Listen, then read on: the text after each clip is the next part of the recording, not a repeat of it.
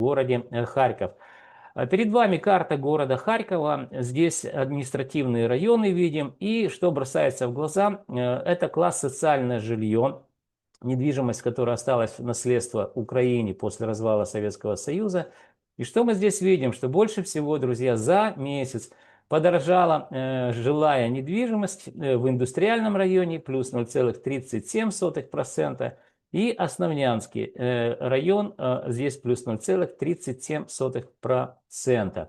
Меньше всего подорожала недвижимость у нас, видим, в Шевченковском районе. Плюс 0,29% за месяц.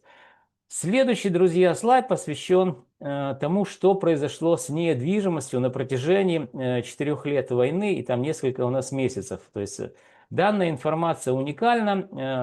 Нигде вы не найдете больше на просторах интернет подобных исследований.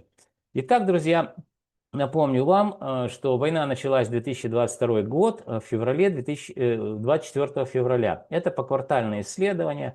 Самый большой класс рынка недвижимости – социальное жилье. В качестве примера я взял. Итак, мы видим, что март 2022 год – это $682 за квадратный метр. Дальше мы видели, первый год войны стоимость снижалась, второй год незначительной была такая плато, можно это назвать, практически не менялась стоимость квадратного метра.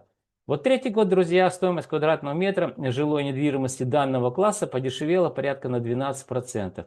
Ну и с какого-то перепуга, как я люблю говорить, 2025 год и 2026 год, ну уже 4 месяца, 5 месяцев, май месяц, показывает нам динамику роста. С чем это связано? Одному Аллаху известно. Ну, предположения у меня есть, я о них вам расскажу позже. Итак, мы говорим о том, что произошло на протяжении 4 лет и 5 месяцев войны. Для того, чтобы подвести итоги, вы внизу можете посмотреть экселевские данные, табличка посчитала сама. За весь период войны можете сами пересчитать. Недвижимость, видим, март месяц 2022 год, $682 квадратный метр стоил. И в мае 2026 года это уже $590 квадратный метр, что показало снижение на 13,49%. Друзья, недвижимость за время войны подешевела, отвечая на ваш вопрос. Если вы говорите, что она подорожала, то уместно говорить, за какой период. Если вы действительно говорите, что с января 2025 года, сравнивая с маем 2026 года, здесь мы увидим рост стоимости незначительный, порядка там 3, наверное, процентов.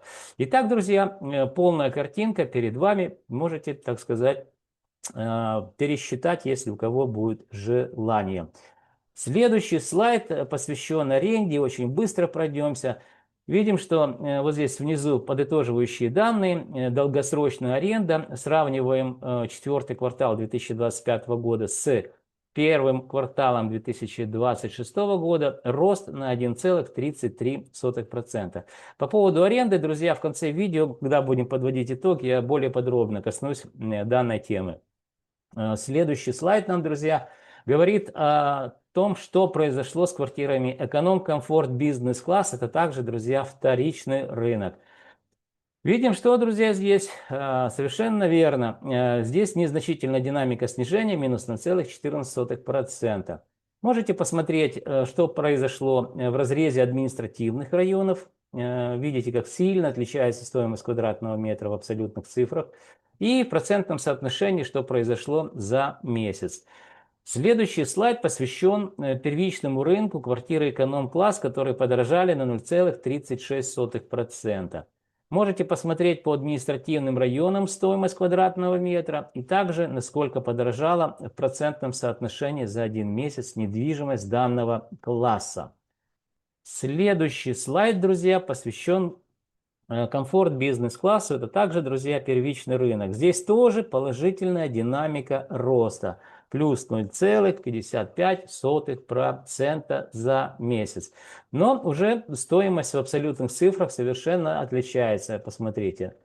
и очень даже сильно. Можете посмотреть по админрайонам, и что также можете увидеть, это насколько в процентном соотношении по районам подорожала недвижимость данного класса.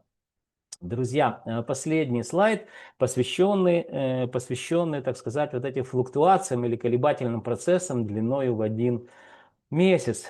Первичный рынок, элитный класс, строится недвижимость данного класса только в Шевченковском, центральная часть, и Киевский, центральная часть города. И то мы видим, как сильно отличается в зависимости от локации. Один и тот же класс недвижимости элитный отличается достаточно сильно. В данном случае мы видим также положительную динамику роста за месяц. Друзья, переходим